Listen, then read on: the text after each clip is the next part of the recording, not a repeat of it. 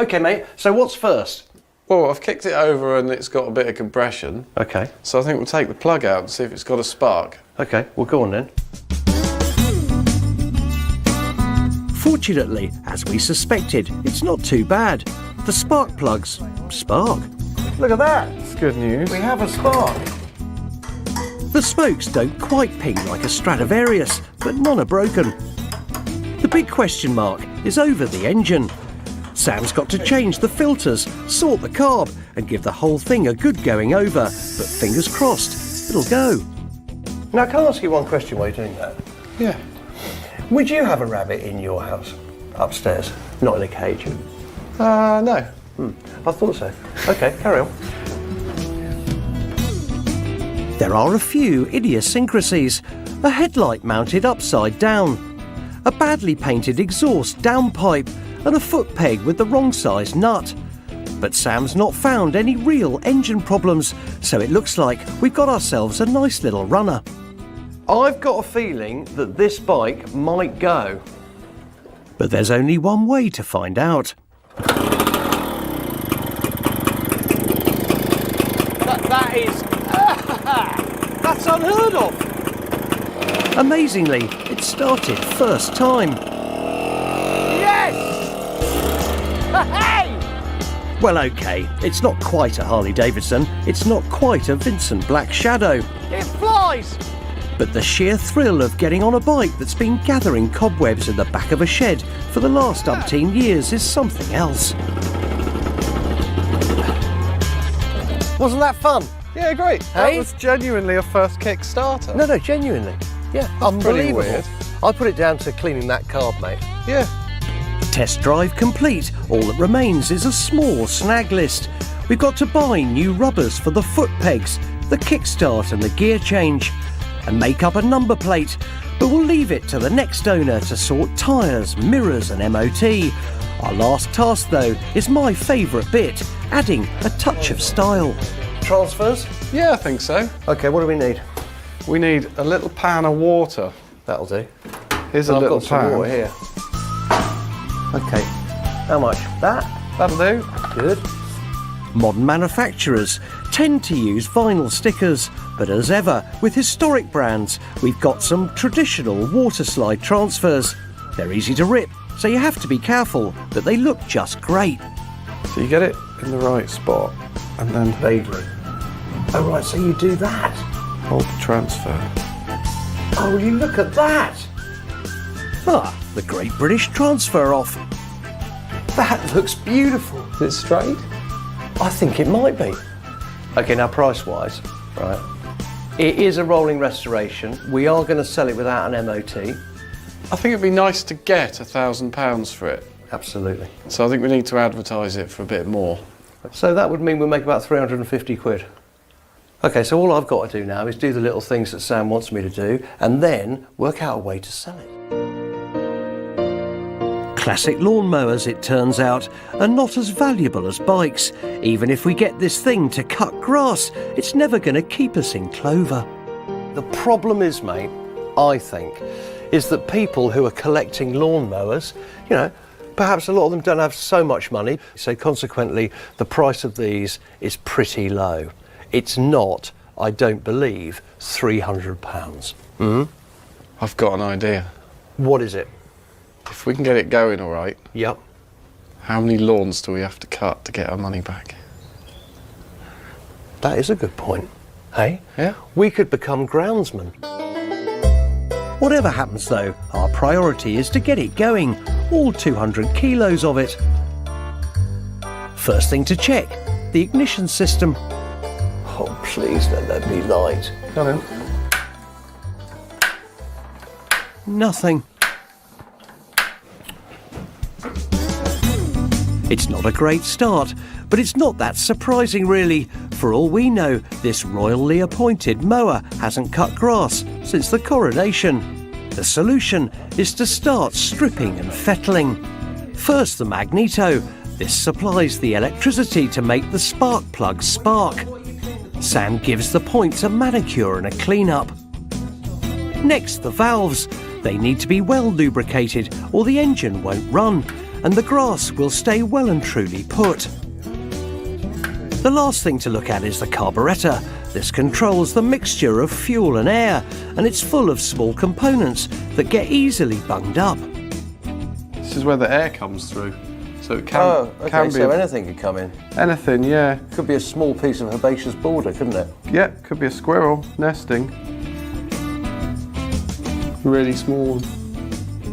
After 2 hours of cleaning, cursing and praying, we're finally ready to give it a go. That is close. Close, but not close enough. Shall I ring Greg? What for? Well, ask me if he wants Is to there buy a a sale or mower. return policy? Don't reckon. And then suddenly, Yes! Yes! Yes! That's enough for me, man. It's kind of incredibly therapeutic. And also, you keep away from the main house, obviously, which I know sometimes benefits my relationship with my wife, not with you. we're not going to paint all of it. The brass elements will look much better polished up, so I take them next door to shed number 2, where Master Polisher Guy has promised to give them a good going over. Guy's top tips for using an electric buffer are to press gently, keep moving, start with a coarse grade mop and then gradually go finer and finer. My top tip, get Guy to do it. Back in shed number 1, Sam's ready to paint. Most of it's going to be British Racing Green, but the base will paint black. Your best using specialist metal paint, something that doesn't need a primer or undercoat. When we were queuing at Bonneville to set land speed records together, I never imagined we'd ever get the opportunity to do anything as exciting as this. This is much more exciting than doing a land speed record at Bonneville. Yeah. Once it's dried, the final stage is putting it all back together. This is a lot quicker than taking it apart, but still requires a bit of banging. It's like tuning a small piano, isn't it? Yeah. After 2 days of stripping, sweating, buffing, polishing, primping and preening, it's finally ready for the finishing touch, a brand new glass face. Will you stand back and feast your eyes on our work, mate? It looks a picture, doesn't it? Yeah, really nice. Hi there, welcome to this episode. Now look, by popular demand, I'm back on the Bentley. Everyone's been going, oh, you haven't done the Bentley in ages. What's going on? Have you still got it? Well, look, I'd never part with this thing. I absolutely love it. We're back on the Bentley for a good reason. I've been doing the 1100s and 1000s and the Honda Rebel and all the rest of it. Yeah, I am back on the Bentley. And the reason being, and I've wanted this on here since I put the fairing on, I've been looking high and low. I had to drive all the way to Shropshire to get them. But I have, check this out, a pair of Rickman panniers. They're Alpines. I didn't know that, actually. I only found that out once I bought them. For the Honda Bentley. Now, these didn't come off a Bentley. They came off a CM250 Custom, which the frame is quite a bit bigger. But look, they're all right. They've got the rubbers on them. They've got the opening straps. I have one key that fits both of them. So I've got a key. I can get another one cut as I've got the original. And here they are. Now look, a few bits came with them. It had these, which basically bolt there and then go to the footrest. I have offered these up, as you can see in the background, which I'll drop onto in a minute. The rack is on it. These are nowhere near long enough. I've had a sighting lap with these and put them on the mounts that are on the bike that I've managed to get on there. So I'm going to have to make some more of these the right length out of this bar. I've got another bar over there in the workshop. It's really sturdy. And the reason you need this is because when the panniers are vertical, if you haven't got a stay on the bottom here to the footrest, they can waggle in and out like this. And also they're supported on a round bar. And they can pivot round, and this stops all that and it stiffens the whole assembly up. So I will be bending this. Obviously it's got to be, you know, done roughly this sort of shape, but a lot longer. It needs to come to about here. So that's that. We'll be doing that. We're going to mount the panniers on the rack. Now, obviously these, I didn't see them on the bike. The guy had already taken them off. And they've obviously only been mounted there, there and there, and straight on the rack. Now what I want to do is make a metal plate to go on here, and I'll use all these mounting holes, so there'll be a plate bolted on with 5 fixings. And that also makes it sturdier. With this piece to the footrest and that plate, it stiffens the whole assembly up, and it stops any movement, and it also means you can load them to the gunnels. You can't just put a pair of waterproofs in, you can have it stuffed full of whatever you want in there. So it's a bit laborious, but I am going to make 2 plates for this one and this one. They're both identical, so once you've made one, you've got the template for the other. So that's that, so we'll be doing that in a minute.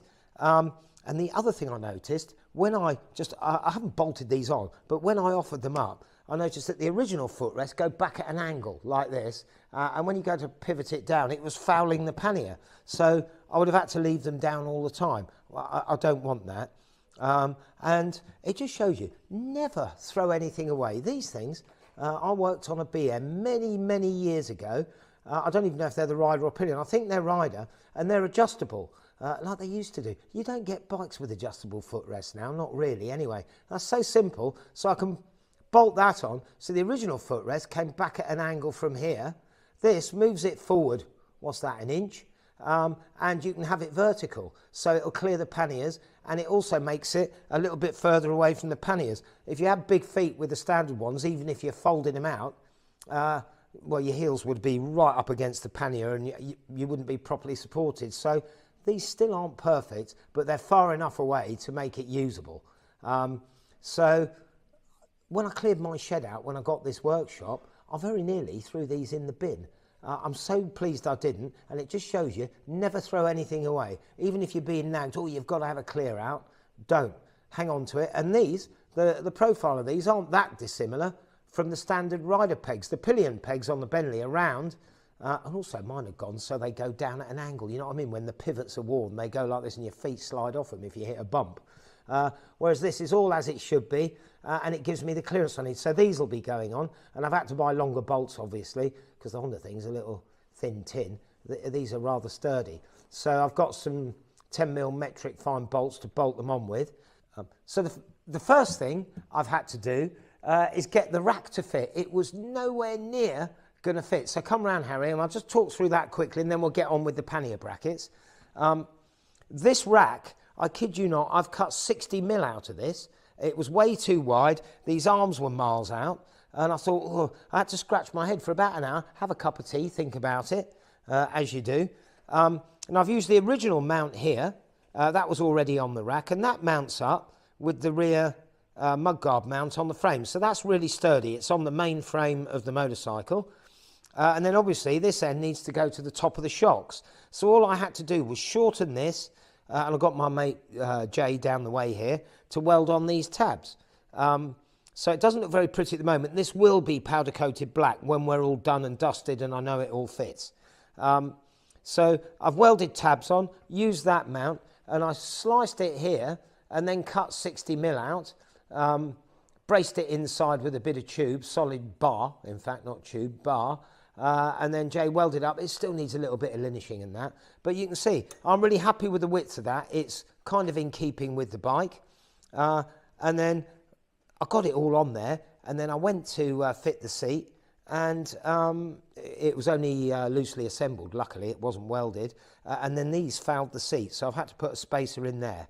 But I'm really happy with that. It's really sturdy. Oh, and you may notice I've got a black and silver number plate, because I've been told that's legal on this. My mate Keith, who used to be a police rider, came round and said no, it isn't. But I've been told if it's historic, you can have a black and silver number plate. Maybe someone out there can correct me on this, or let me know what actually is the scenario. I've been told if it's historic on the logbook, you can have a black and silver, because apparently it used to be L reg or something, and this is a W. So anyway, we'll clear that up down the line, and I may even run the gauntlet, because I do love that, and hopefully I won't lose my licence. But so look, the rack's on, we've done the welding, done the fitting, happy with that. These are the mounts that came with the panniers, and they were bolted there, and then obviously one at the bottom. But I'm going to make this plate, so let's get on with making the plate. Now the first part of the process is to make this plate, which is going to be not a big job, but it's going to take a little while. So the first stage in that, as ever with me, I don't know how other people do it, but this is the only way I can do it. You make a cardboard template, and there it is. So look, that goes on there. I'm happy with that. Look, it's not perfect, it's not dead straight, but I'll cut this and linish it when it's done. But that is good enough. It covers the mounting holes, look. I've taken the plugs out of there ready for this one. And I've now got to cut this out.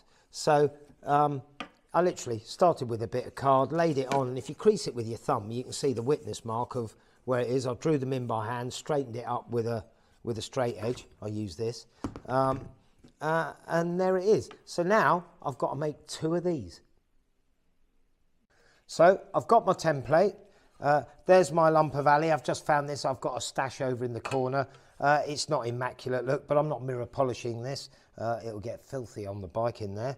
I think this is 4 1/4 mil thick, which is plenty sturdy enough. I'm going to cut the middle out so it doesn't weigh too much. Not that that's that much of a thing, but it's just nicer if it's... I remember them being like this, so I'm going to do it like that. And I've already drawn on it. Look, I've drawn around my template there. There we go. And now I'm going to cut this out with an angle grinder. So, right, next is the cutting. Now, the first thing is, and this is very important, put your T over there, because otherwise it's going to get full of aluminium dust, and you don't want that. I've done it many a time. So I'll put that over there. I've got some sort of gloves just to keep the worst of the muck off me. Also, I'm wearing an old watch, so I don't care if that gets anything hitting it. And the first thing to do, I always do this, you don't have to, but it's good if you clamp it down. And then you just go around your lines. I'm going to cut the outside first, and then what we're going to have to do is drill some holes in the corners and then cut it with an angle grinder, just to try and make it look reasonably pretty. So I've got my glasses. Hang on, where's my others? I might try and wear them as well.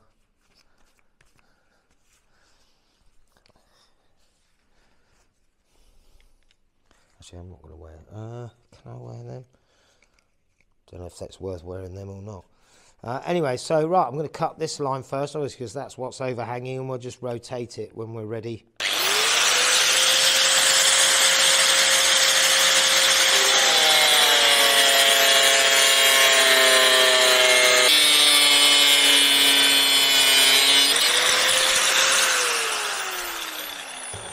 Right, that's the first one cut. I'll tidy these up with a flap disc later. So yeah, now on to the next one.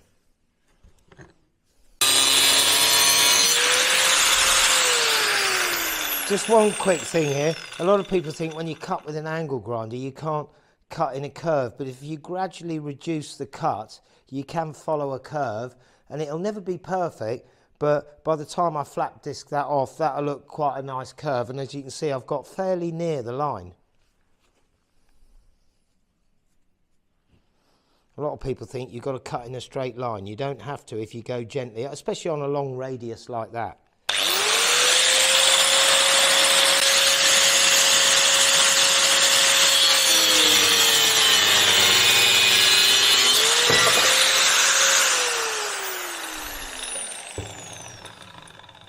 Right, that's the basic outline of it cut out. This doesn't need to be too fancy because you can't really see it on the bike. I'm now going to flap disc the edges to get them nice and smooth and take all these rough bits off. But you don't need to get too fussy with this particular one. So now I'll flap disc it smoother on the vise. So now I'm just going to dress these surfaces I've cut just to make them a bit better at the moment.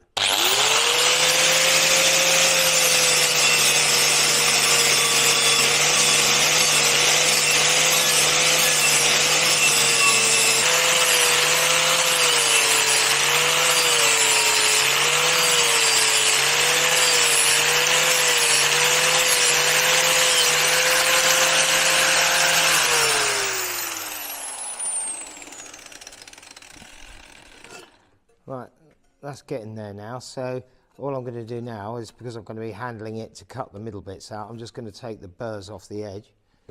I'll just use one of these for this.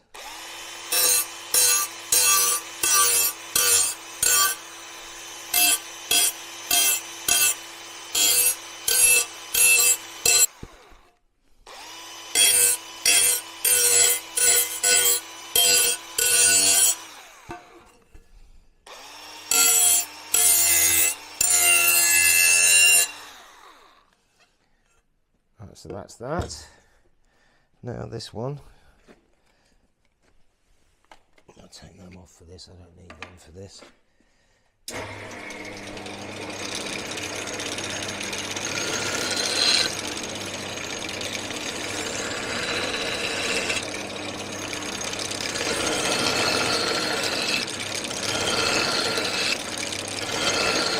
Right, before we go any further, so I'm not wasting time if it's wrong, just going to offer my template up.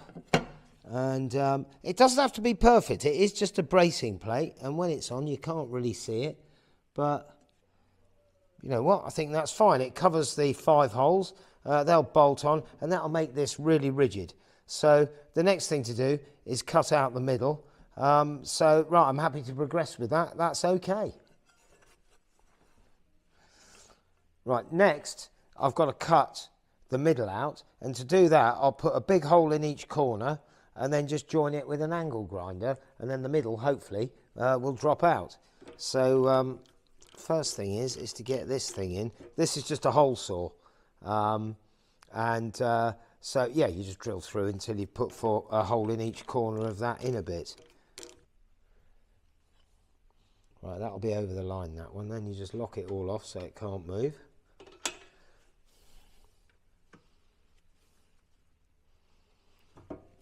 Give it a little bit of that, and hopefully it'll cut.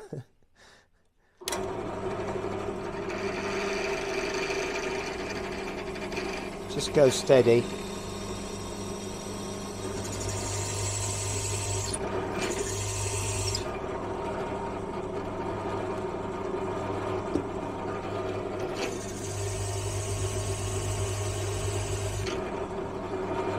Try not to get it all too hot, that's what this is doing, it's coolant.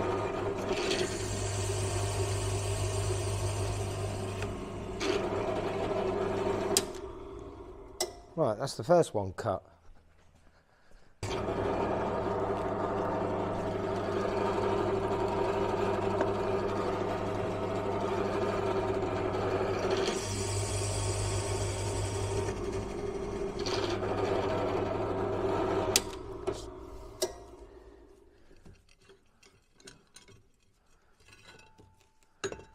There we go.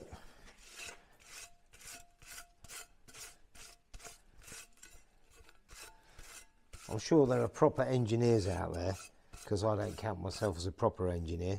I'm not qualified in any way. Would tell me I'm doing this completely wrongly, but with what I've got available, that's what I do. Next, I've just got to redraw my lines and then cut them out, and hopefully the middle piece will drop out and it'll all be a perfect fit. Now the cutting. Hopefully I won't make a mistake at this stage. I've done it before. It's so soul destroying. Last thing you're going to do and you louse it up. Well, hopefully that won't happen.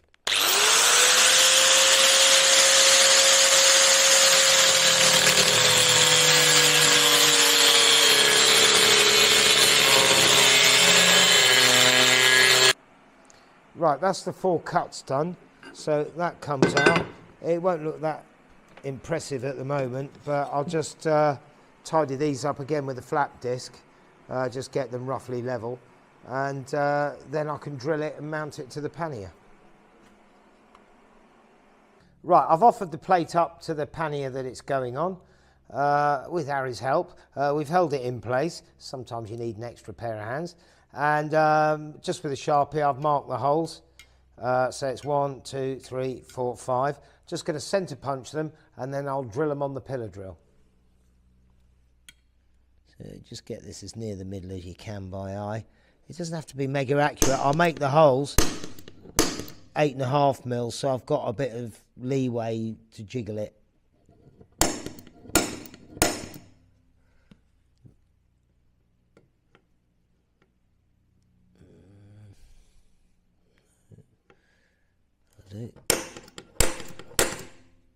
That's okay.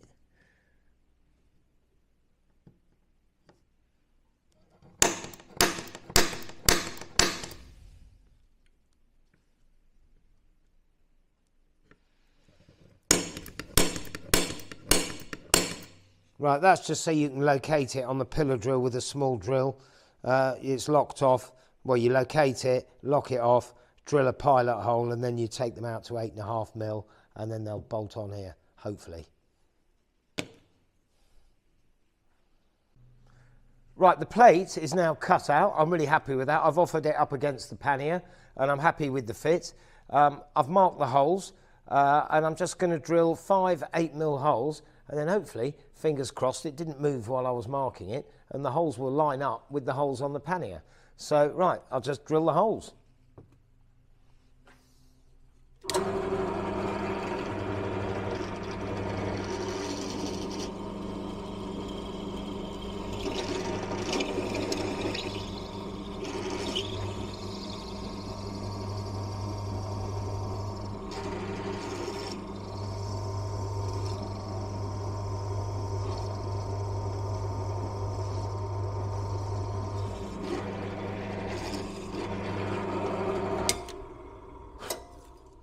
That's the first one, and just go on and do the others.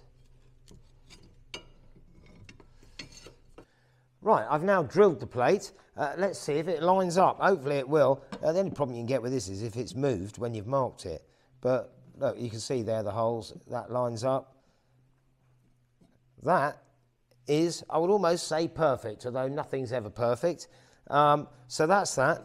I've now just got to make another one the same.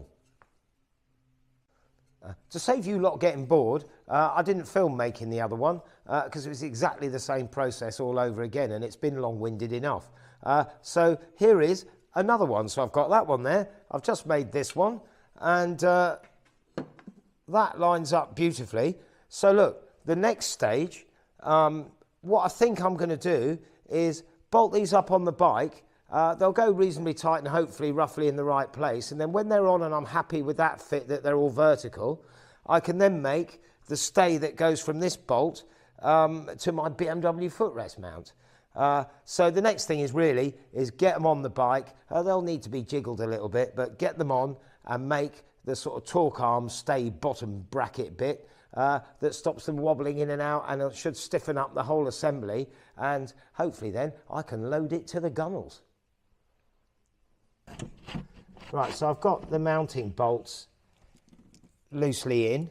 I'm just going to nip these up, and look, you could ride it with just these on now, but I'll just show you what difference it'll make when the torque arm's on.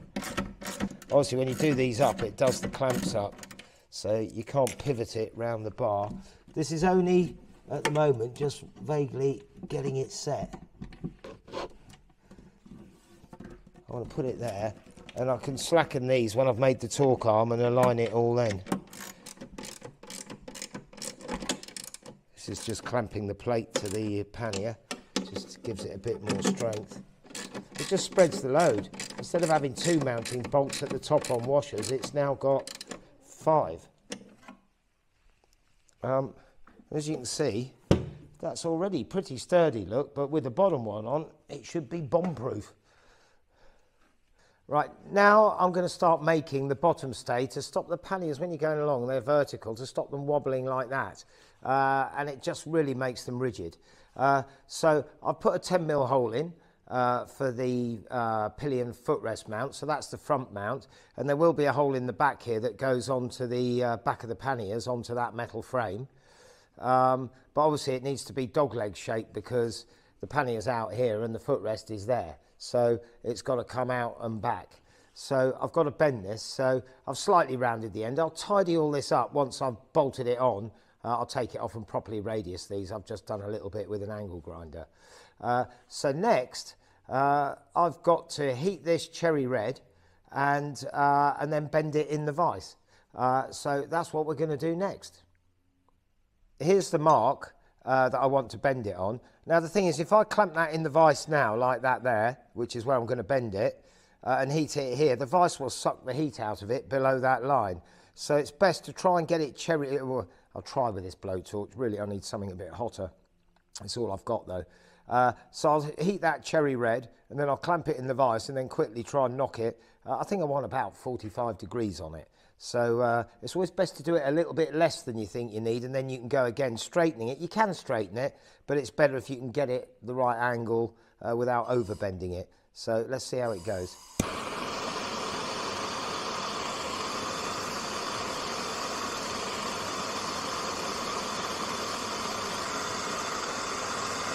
I think this blowtorch is going to struggle with this, but we'll see how it goes.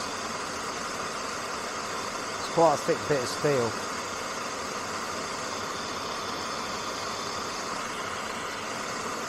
There we go, look, it's starting to glow.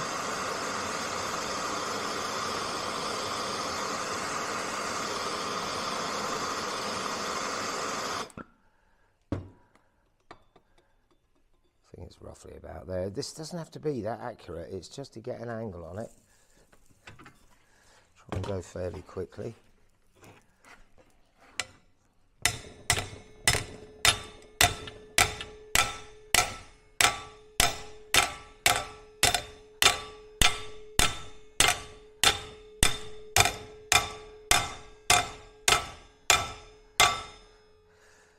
I think that'll do for the time being, and now I'm just going to quench it in some water. This also doubles up as my fridge. Here we go.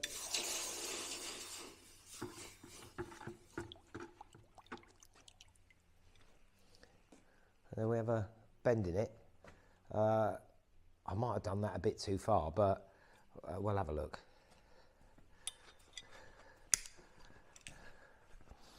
Right, so there's the bend I've put in. Now obviously this is coming out at an angle. I now need to, the back bit's coming out like that, I need to straighten it up to line up with the plate. So I've got a ruler that's roughly straight, and I'm pressing it on the plate, so that's the angle it wants to go. Hang on, let's move that back a bit. So there's not much distance on this. So if I touch that there, if I mark that there, that's roughly where the bend needs to be, because I need to bend that in. Now, you always go slightly this side of the line, because by the time you bend it, you've got the thickness of the metal. So it's actually crossing there. And I'm going to come back about 3 or 4 mil and then bend it, and hopefully that'll be in line. And as you can see, it's not much of a bit there before I'm bending it back the other way. And normally, this wants to be pretty parallel with that first bit. So that's roughly where I'm going to bend it to get it in line with the pannier. So I've now got my second mark of where I want to make the second bend to bring it back parallel with the pannier. So it's same again, heat it, put it in the vise, and hopefully it'll all line up.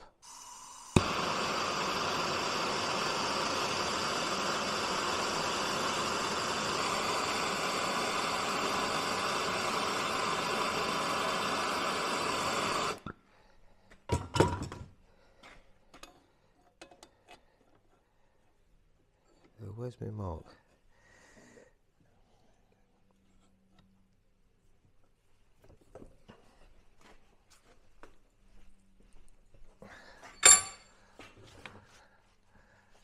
I'll take that off. Am I going the right way? It's that way, isn't it?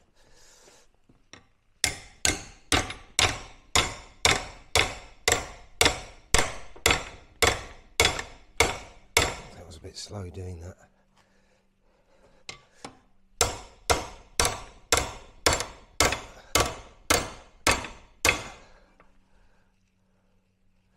think that's enough actually. I think I've gone too far.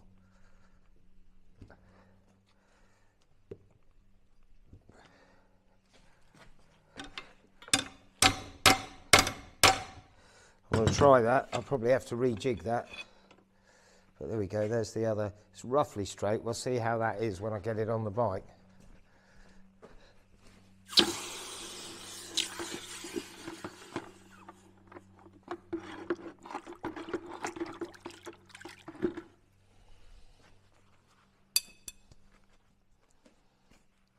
go.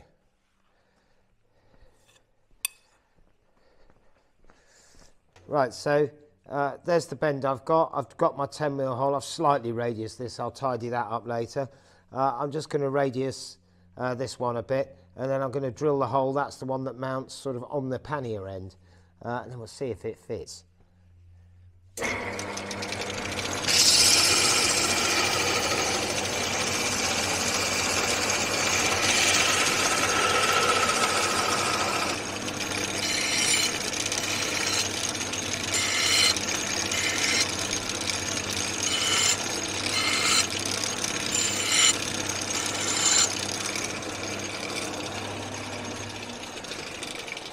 Right, that's it loosely radiused. I'm not going to mega detail yet because I don't 100% know it fits. It should do, but let's get it on there when it all works, then I'll detail it.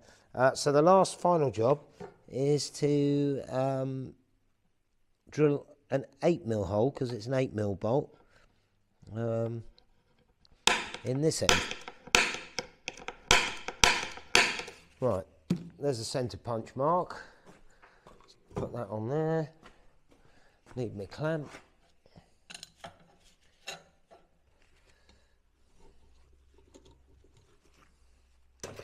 Just look at the mess I've made doing this.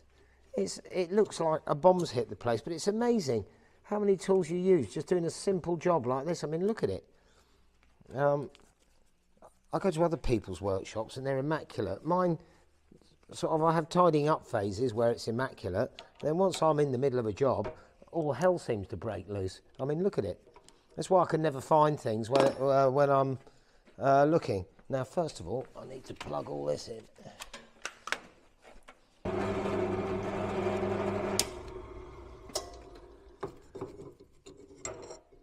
Right, there we have one of the stays for the bottom of the pannier. That would be the left-hand side, where it comes back from the footrest and onto the bottom of the pannier.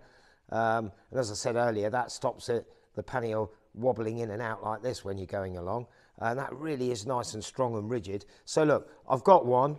I'm not going to film making another one because that would get boring. So I've just got to make another one of these, and then I can attach them to the panniers, which are already, I'll say loosely, they're not loose actually, but they're bolted on there, but they've got a little bit of jiggle room. And then I can fit these and stand back and hopefully admire. So it's mad, isn't it?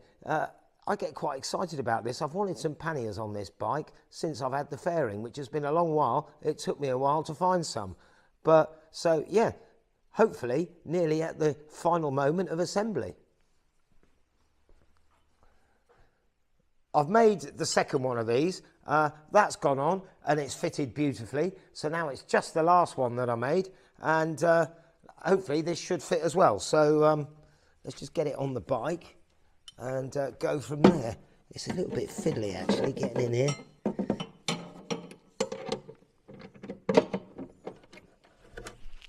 that one on. Just get it on the bolt. Try and... This is where you need a third hand. Hang on. That's better. I'm not going to do this up tight yet. I'll get it so I can still move that arm and get it on the bolt on the pannier. Just hope it does actually fit.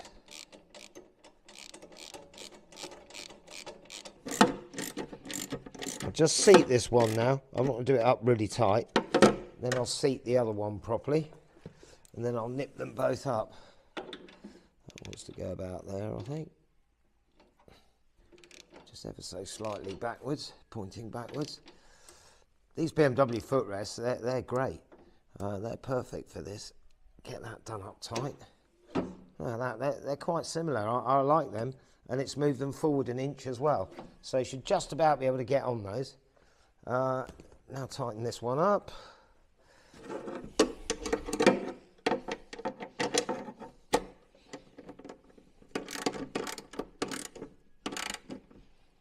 I want to absolutely do these up mega tight because it'll crunch the panniers. So on these I put nylock nuts so that when you do them up like this they won't rattle loose. That's what a nylock nut's for. So you don't have to do it up mega tight. That won't undo because it's a nylock. So you just firm it up and don't crunch the fiberglass. I've got big washers on it anyway to spread the load. I've got the plate to spread the load, so hopefully that won't all crack and break. And I mean, look at that, that's absolutely solid. That arm stops this movement sideways. I'm happy with that. This one's on. I've got the torque arm on this one already, save filming doing 2 of them. So look, let's just have a look. I think the alignment on those is lovely. They're pretty equal, either side for offset and all that kind of thing. I've just got clearance on the seat, so that's fine. They're nice and near the actual rack, so they're tucked in, and they hardly stick out from the fairing, so that's great. In fact, they don't really stick out from the fairing. So that's that. That's happy days. It needs a road test, but I know that'll be fine. I used to ride one of these back in the day. So believe it or not, it is finished, except for the fact the whole lot's got to come off. I want to get this blasted to get all the paint off for where I'm welded it up here. And I think I'm going to get it powder coated gloss black. So that's the last job to do, but you've always got to do, this is in effect a dry build. It's been built, it's checked. When it's all on and you've got all your bolts cut to length, so that once it's finished, you're not messing around and hopefully don't scratch it. So yeah, powder coating. And definitely gloss black, because that'll go with all this stuff, and I think that'll look fantastic. Right, here I am at Pro Custom with the incredible Arnie. Now Arnie, I had a late night last night. Jordan didn't get to mine till late. Yep. Then there was a load of prep work to do, and as ever, I like to play it safe, so I had to take all this bodywork off and then I put it all back on again. And you think, why? Because I wanted a dress rehearsal. I've never done a Grom before, and I'm very worried about all this lot fitting together and me chipping the edges after your beautiful paintwork is on. So I've had a dress rehearsal. Okay. I'm kind of happy. Hopefully it'll be all right. If not, I'll be back here, tail between my legs, going on. As the very first 5.4 I built, I did scratch that with a file, trying to file a hole, and that was that. So it has been known. So here we have the bodywork that came off late last night. So we got the tank panels, tailpiece, aluminium side panels, got 2 of them. The carbon fibre fairing. There's the infill for that. That's going on the inside of that. Arnie's going to resin this in and then paint it because we didn't want bolts on the outside, so we're going for that. This is the centre panel that these clip to. There's your filler cap. That all goes like this somehow. Yeah, whatever. And the nitrous bottle. Now, in a minute, Matt, the influencer, who has done the paint design, he has been in touch with me. I've had a bit of input, but I've tried, very difficult for me, I've tried to give him a free rein and let him do his thing. And I like, so far, what he's done. There's a couple of things to talk about. One, he's got this as gold. I'm not too sure about that. And he did have a load of grey on the side panels, which I said, they can't all be grey. So you don't like grey? I don't like grey. Only because, Arnie, look around, there's all these beautiful colours. And why go grey? Anyway, that's my bit on grey. I don't like grey because Arnie can paint lovely colours. And the other thing is this has got to be thin, the paint on this, purely because we've had a CNC mount machined out of steel because Jordan only had them in alley, but it's not an alley swing arm and it's being welded on. And I want to get it in without scratching it. So if this has your usual 1,500 layers on it, it won't go in. All right, so that's the only word of warning on that. Mate, I'm sorry to inflict you with resining that in. These, late last night, I have just finished the edges. They need a little bit of work still. And mate, we are up against it time-wise. But I totally trust you. You've never let me down. The paint, look, there's a 5.4 paintwork here. Arnie's just touching them. The guy got stone chips in it, so that's in. And Arnie's added yours truly signature to it. So there we go. I'm flattered with that. I hope he enjoys the bike. It's nice to be reacquainted with something I've already built. That must be, what, 2.5, 3 years ago? That's number 3. It was a very early one. Yeah, it's one of the first ones. So that must be 3 years old. I know they're over 3 years actually, because Keith, who's got one from the same batch, he's got number 5, and I made the first 5 together. He's just had to have an MOT. Yeah. So it's over 3 years old. Yeah. So there we go. So it's nice to be reacquainted with that. So look, Matt B is going to be here hopefully in a minute. He's never had a bike painted before. He's never touched a motorbike before. So but his paint job is quite funky, and it is definitely youth orientated. So I need to shut up and just learn maybe for a minute. It isn't the colours I'd have painted, but I don't mind it. I think it's quite cool. He's got some nice effects going on.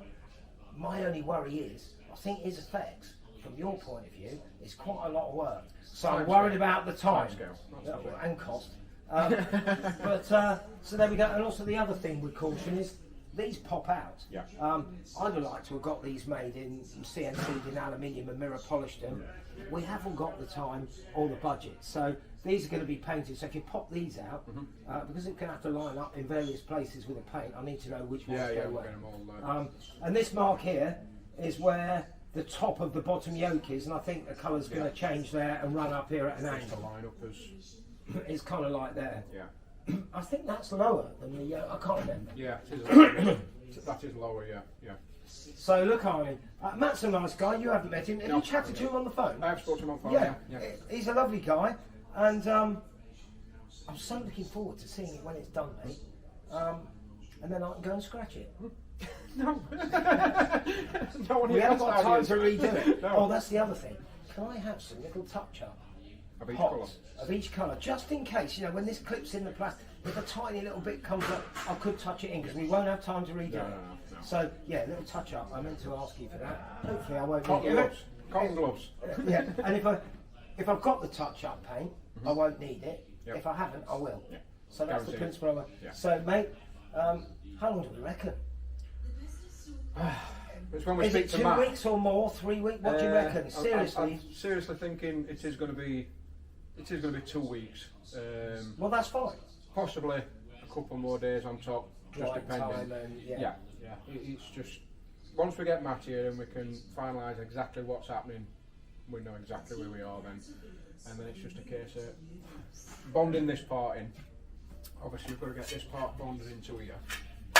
I'm sorry about that, Arnie. I didn't intend doing that to you. So I only found out late last night. That's obviously an alignment thing, so it can be quite time consuming. We're going to get rid of these. Yeah, they've got to go. So these are sort of your time consuming parts just to get us started. Now once we've got that part done, there's no repairs sort of thing. I hope not. So we're good on that. There's a bit of work to do on these, but nothing major. So once we've got this bit done, we're sort of starting to reach top of hill. When we get to the top of hill and we're coming down to the side, but things flow. But I've seen his designs. He sent me digital images. We put the bike outside my workshop in these colours, and he sent me pictures of it beautifully painted. It's quite incredible. Now, what I've seen of the design, I may be wrong in this, Arnie, but from what I know about paint, which is little, I'm rubbish at painting myself. I can rattle cans something black with a bit of a frame or something. But his design to me looks quite, how shall I put it, involved. It's not like it's candy orange and black stripe and it's dead easy. No. There's quite a lot going on. When I'm doing something like this, it's a case of I will shut the door, lock it, don't answer my phone will go on to silent, and I will just be left to work on my own without any interruptions, because it is going to be a complicated paint job. Looking at what's going into, from what we've seen on photograph wise, there's going to be a good couple of days in sorting out the colours, getting it all lined, getting all your masking sorted to get everything laid in. So I'll probably run it through a night shift, so I will work straight through the day, through the night, and then into the next day. It's tiring, but I can keep a flow going that way. I'm the same, mate. Once I'm doing stuff like making stuff and designing a bike, I go non-stop, and I'm always in trouble when I get back to the house with my wife. So when you've locked yourself in here away doing this, if your wife phones me, I'm not going to pick up.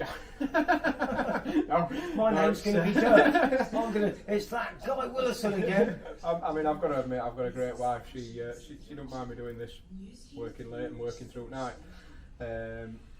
But it's just keeping your concentration level going. And also, do you find you get in a flow? And when it's flowing, it's not like you're afraid to stop because you're going to lose it, but you get in a flow, and you might be way late into the night, but it doesn't feel like it, does it? Even when you're knackered, you're inspired, and it's amazing what that adrenaline and that inspiration does, and you want to keep going till you've set yourself a target. I'm going to get to, I don't know, all the masking off done, or all the priming, or and you just stay, and then you go home and collapse, but you only collapse for 4 hours, then you're eager to get back in. And I find that, mate, when I'm doing my styling, you know, I think about nothing else, blinking. I don't like interruptions. That's why people think I'm antisocial, and I am when I'm doing that. I'll take that on the chin. That's what it takes, isn't it? Keeping going your concentration levels. Plenty of caffeine works for me. And I'm never happier when I'm shut away designing something. It's like time disappears. All your cares in the world go. I'm not thinking about my mortgage payment when I'm fettling a bike. Just by the by. Anyway, look, mate, I'm going to shut up. Hopefully Matt will be here in a minute. And hopefully, fingers crossed, he likes what we've got. Yeah. I can't see there being any problems, to be honest with you. No. It looks like everything's going to work, so we'll crack on and get it sorted. Well, let's wait for him to turn up. Next, Arnie, Matt B and myself were together for the first time to go through the finer details of the paintwork and make sure that everyone was happy. I'm working from a 2D picture, so the lines are going to be slightly different, you know what I mean? Just that ideology, really. Yeah, so... There's a good and word. Both sides are not going to be identical to each other. And the ideology of grey isn't right. It's a nice t-shirt. What colour's that? Yeah, I thought I'd be Watch black. And when it's 6 years old, mate, it'll look tatty as well. Now, the other thing I noticed, these side panels, there's a black line here. Is that being painted in? I can paint you that. As a black line. Is it a black line? I think distinguishing it would be good. Yeah. Because we put that as a drop shadow, you know, because we thought there was going to be a cut or a curve in it. Yeah. So I think even just a Is black... black the right colour for that, do you think, Arnie? For the drop shadow? For that line? Yeah. Is it going to look like a shadow, or is it going to be a hard line? It'll be a hard line, but it'll be a faded on one side. Right, cool. Because I was thinking, should that be one of the primary colours? No. But no. Okay. I just wanted to clear that up because I saw that and wasn't sure, because it's a black line on it, whether that was me interpreting it right or not. Yeah. It has to have it, so it's a number board. Yeah. Yeah. You're sort of determining that it's two separate panels, even though it is only one. That hold on writing, there's also a hold on writing on the top of that. Is that still possible? Yeah. And we're going to do that facing. We talked about this. If you stand at the back of the bike, Yes, so it's going facing away, you. it reads correct from the back like a number plate. Big shout, Okay, Yeah. because we can That's orientate this, down and it also means Arnie will orientate it with the paint job Depending that on comes the up. thread. So it'll come up at the side there and go That's across. what I said, but it doesn't matter about thread because it's the bracket that holds it. Oh, okay. No. So you can still twist it round. We can as long rotate as I this get, any way we yeah, want. as long as I get the paintwork lined up to the lettering, Got you. guy can then fit it to wherever it wants to be. Yeah. So that's all good. And then I'll scratch it, fitting it. No, you're not going to do that. I think we're happy, aren't we? Yeah. Right, I'm back from Arnie's. That was a great trip. Join me in the next episode where I get everything back and get the build completed.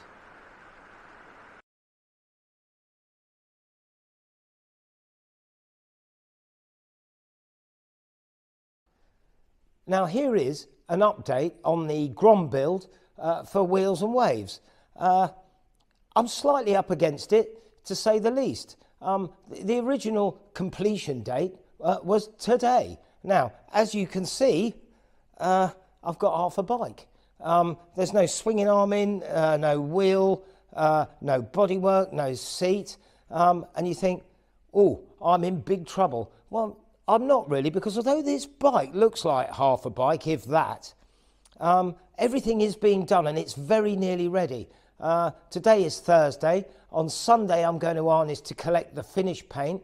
I've seen it. It's just a case of sort of letting it dry and vent, and he's got to polish it as well. And then I've got to leave it a couple of days before I move it. I always do that, so hopefully there's less chance of me marking it. So, look, I get the paint on Sunday. I get the seat on Sunday, and I've seen photos of both of those. They are gorgeous. This bike, I think, is going to be spectacular. Jay up the way is painting the swinging arm and all the gloss black bits like fairing mounts. What else has he got? We've made a nice racing triangular stand. We've removed the actual side stand off the bike, and he's got a couple of other bits and pieces. So that's going on. I've got rattle can, just the gear change linkage and the gear pedal in satin black. That's why Jay's not doing them. So although you look at this and think, Skid, you are in big trouble, I don't really feel I am. I phoned Honda to let them know the situation, and I said it's going to be a weekish late. Is that all right? And they were fine. They said, yeah, that's fine. You've still got a bit of time before it's got to go to France. So here it is. I've done all the handlebar and switch gear. I had a change. I had some black flat drags, which looked uber cool. But the one problem is it really restricted their lock with the tank. So I've gone for some slight risers, and also I like the silver offset with the black switch gear. I've done the Tomaselli grips, they're lovely. I've got some nice stubby racing brake levers. I've done all the routing of the cables. It's all connected up. So really, to finish it, it's bolt on the bodywork, click on the seat, put the swinging arm in and the nitrous bottle, and we're kind of there. So with a tailwind, I think we will be all right. Today is a highly exciting day for me, and I don't often get that excited, as various people will tell you. One, I've got a cup of tea on, which Harry has kindly made for me, and two, I was out till late yesterday running around collecting bits for the Grom. Now, first I went to Ed's and collected the seat, but I've had to, regrettably, well, not regrettably, but I've had to give it to Matt, because he's going to paint splashes on it to go with the paintwork that's on the tank and the rest of the bike. So I haven't actually got the seat, but I have, and feast your eyes, I have the paintwork from Arnie. Now, he has done an absolute belter. Matt was at the workshop cutting out the stencils for him for all these splashes. I mean, and just look at Arnie's work. There's shadows in it, there's highlights, there's an incredible amount of detail in it. Here's the side panels. Those look lovely. I just love if you look at the shadow around all the splashes and the dark lines, I think it looks beautiful. In places, it looks an inch thick, which is exactly what we wanted. So it's got the effect of the paint having run, because the Grom is so damn fast. And from there, Harry, just look at that paintwork on the tank. And I can tell you, this is absolutely to Matt's brief. So I'm over the moon. I, being old-fashioned, wouldn't have gone for pastel colours. But now I see it, I think it looks fantastic. And I've just got a sneaking suspicion that with the satin black wheels and the black frame, this is going to look uber cool. I'm hoping it looks like it's doing 120 miles an hour, stood still. So what are we going to do now? Well, obviously, we're going to fit all this to the bike. I don't know how long it's going to take.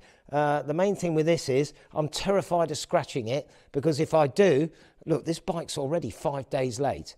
The seat's going to be another couple of days, and I've still got a bit of fettling to do to the bike with Jordan. We've got to put the oil lines on, the turbo's on, the nitrous bottle is on. Oh, and that's the other thing. The nitrous bottle isn't here. Now, the reason for that, it's not in this setup here, it's actually on the bike. And I don't know if you can notice on camera, but this floor is sloping. And that bottle took a tumble at Arnie's. It rolled off the bench when Matt was there going through the design for the paintwork with Arnie. He had the base colours on, and they were going to do the stencils for the detailing, and it rolled off the bench and hit the floor. So because this floor's sloping, just for the night, I thought I'd prop it in the holder, then it can't go anywhere. So look, when we turn around and look at the bike, that's already on the bike. But come and feast your eyes at what else I've been doing to the chassis and cycle parts. Now, as you can see, the nitrous bottle is on. It's plumbed in this end. When Jordan gets down, we'll plumb in the other end. So obviously it's the same colours as the rest of the bike. Same gig, this runny paint effect, look, with splashes that he's painted in. It's got hold on written on the top of it, because hopefully, yeah, we'll have to hang on if this goes anything like we're hoping. The swinging arm is now painted and in. And also Jordan's added a brace. We thought it just looked a little bit spindly, and the amount of power hopefully this will create, we think that's absolutely necessary. That's not a styling thing. But it has caused us one issue. Another thing we're doing this evening is we need a chain tensioner, because I think that chain might foul this lower run on the other side. So Jordan's bringing a chain tensioner and guide to go on there. But I think now that's gloss black.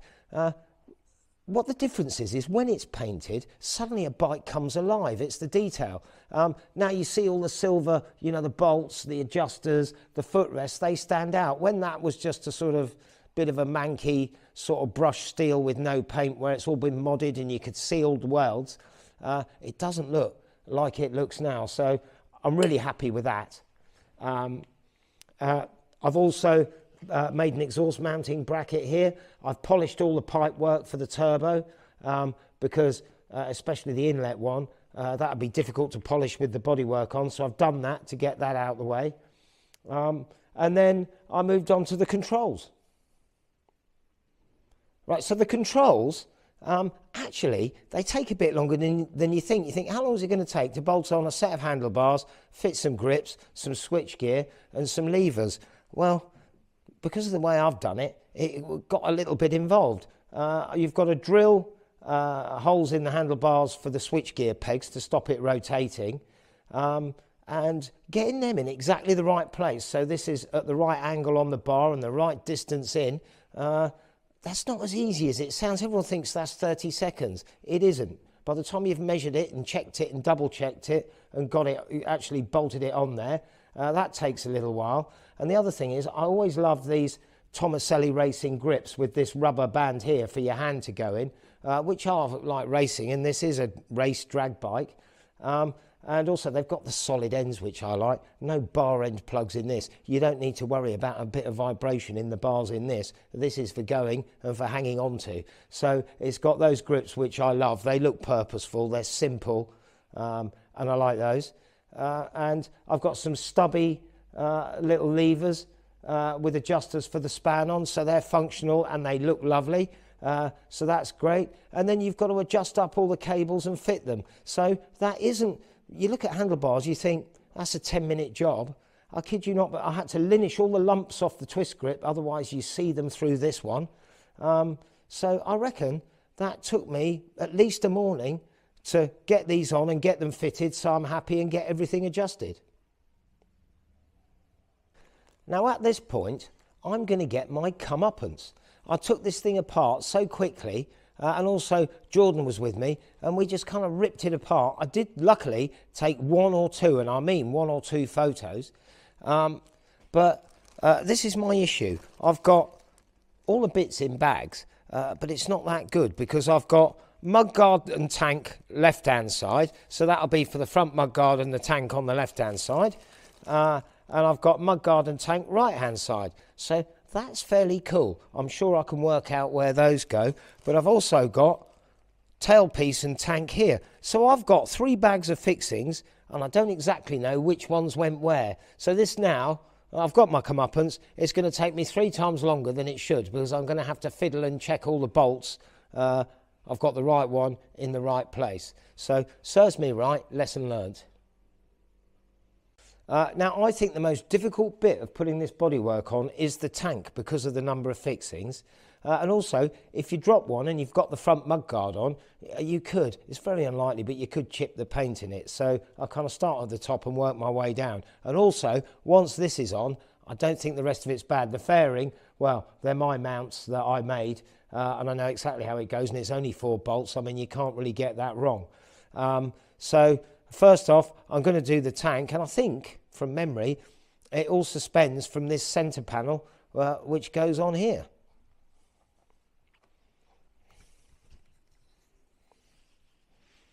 Right, that's the nitrous bottle fitted. I've bolted that on properly now, and that's the first top of the tank panel in. That's only taken me half an hour. It should take 2 minutes, but it was fiddly, and also working out where the bolts go. So let's roll on. Next panel. Now that's the tank completed. I think it looks fantastic. I mean, Arnie has done an absolute belter. Check that out. the next piece of the jigsaw is the fairing. I just love this. I mean, check that out. Now, hopefully, this has been all test fitted once before it went off for paint, so hopefully I've got my head torch on just in case I need it. Now, the thing to do is to get one in just loosely, so that if you do, you know, let go inadvertently, it can't fall on the floor. So just put that in just loose and then give it a yank. Right, that is on. So I'm going to have to use my head torch. I know it affects the filming, but sorry about that, but it needs must. There's that one. Again, just get these in loose, don't do anything up tight, get all 4 bolts in and then snug it down. There we go. Let's do that one.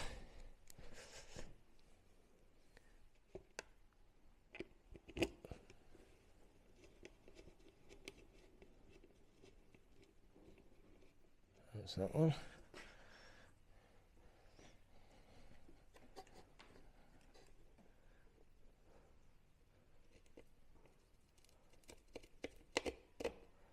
That's it.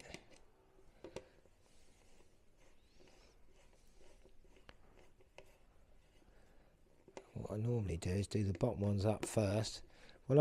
This is the fairing off the 1000 that I did, you know, under the 5.4 banner, which is no more, sadly. So I've modified it to fit this.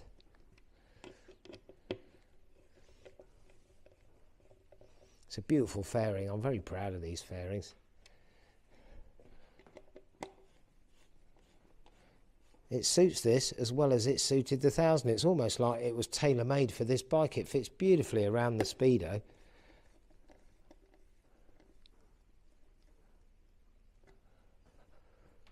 Just gradually snug them down. Don't need to go too mad. Obviously, also, there's a badge to go in here, which Matt is putting his company name in there. So that's cool. My name is on the seat, and Jordan's is on the seat. So I think he's got a little aluminium one done. I don't know. Haven't seen it. But that's going to have to go in, hopefully, when he returns the seat with the dabs of paint on it. And I hope the seat fits. I haven't had a trial fitting. If it doesn't fit because all the foam's different at the front, we're going to be in a world of trouble. But anyway, I've got distracted. There we go. Check that out.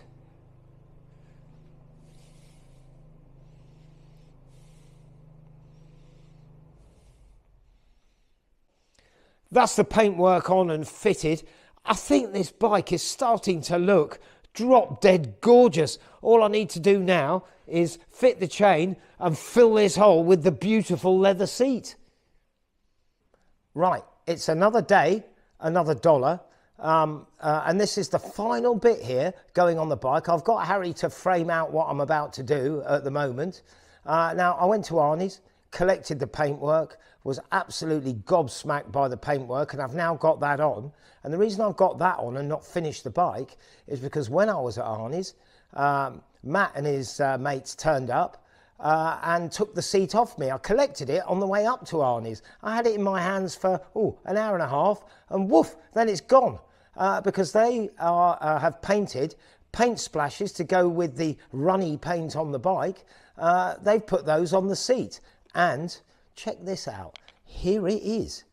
Now, Ed's done a belter covering it. I really didn't want to give it to them to paint just because I wanted to get it on the bike. I was so excited. But look, that paint splash effect, I think it's fantastic. And I'll be totally honest, I'd never have thought of doing that.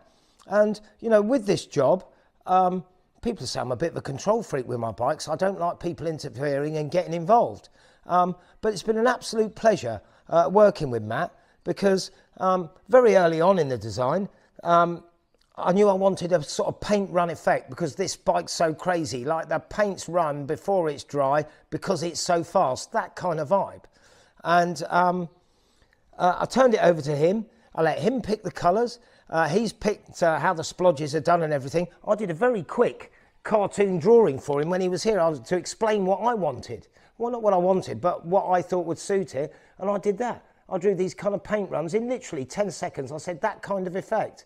Well, he's done a belter. I mean, and Arnie has. I mean, check that out. Check this out. Now, let's see if my foam styling bit that I gave to Ed for how I wanted this seat to be modified, it's been cut down. It's got the back raised. I'll call these a gunfighter seat because that's what they call them on Harleys. I hope it fits. You know, this is the first time this has been on here with it recovered. Oh, hang on. Hurrah. This bike, can I tell you, I just melt when I look at it. It's everything I wanted it to be. That is the vision I had right from the beginning when Honda dropped this little bike off and it was red. That's the look I wanted. I absolutely love it. And I think, well, I'm gobsmacked, as you can tell. That doesn't often happen to me. And it's so rewarding when a bike comes together like this. I don't think there's anything I want to change on that. It is outrageous and it is cool. So look, thanks very much for watching. I hope you like it. And like and subscribe on the channel because it all really helps.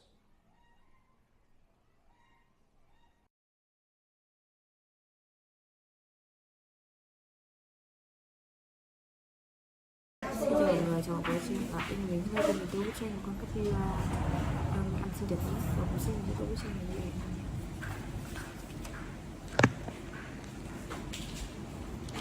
Như thế này là mình luôn.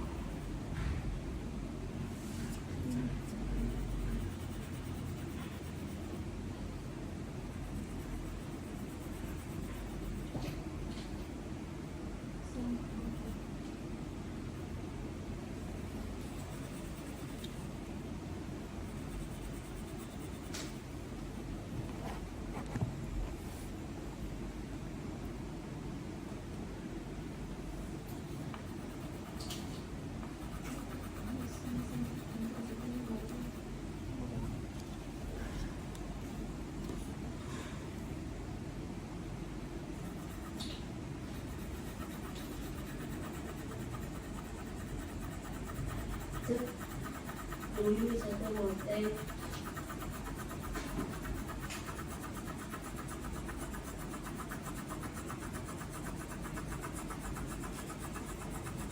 Chiếc áo bây giờ tôi là màu hồng.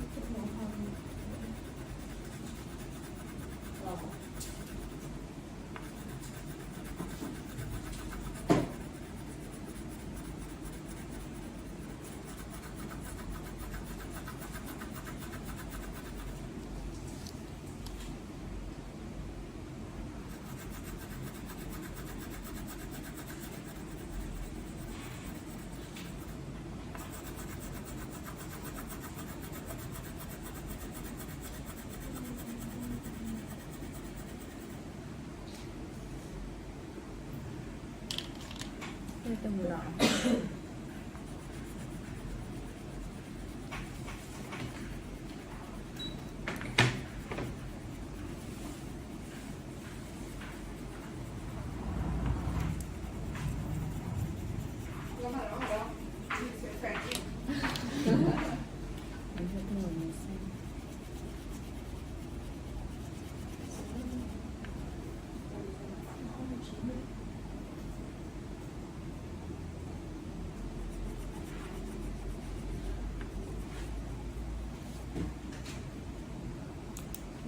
Tôi màu đỏ. Quần về trời hoa là hai cái chuyện.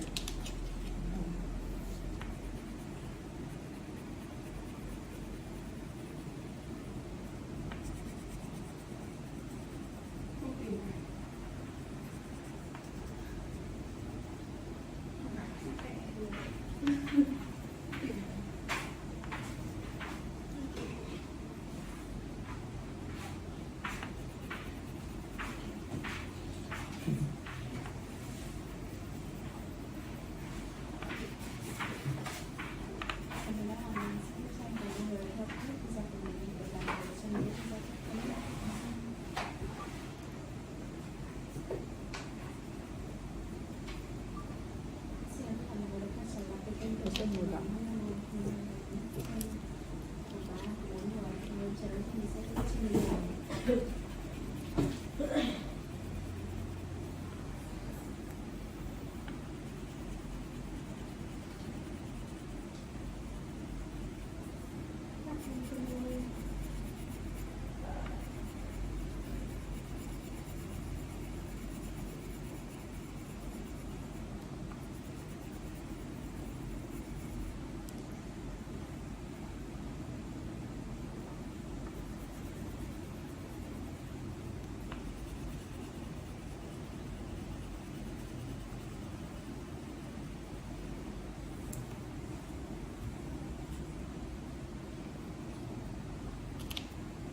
Sẽ tùng sinh luôn.